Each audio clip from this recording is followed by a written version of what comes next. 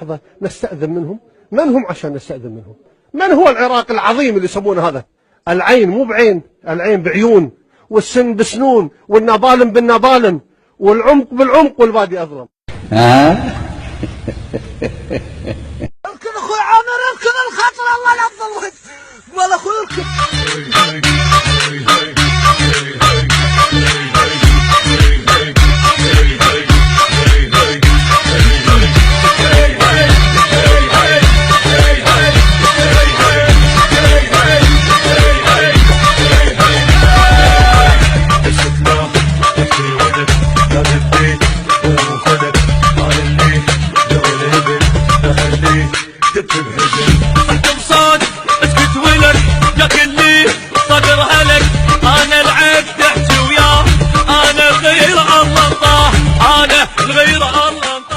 ما عليك منهم، صدام حسين ما يغزينا.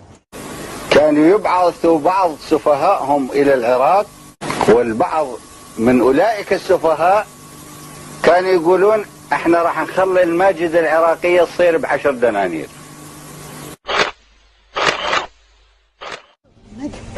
وين بسم الله عليك؟ صدام نفس الكويت، صدام نفس الكويت. مش صدق انت؟ شنو هذا؟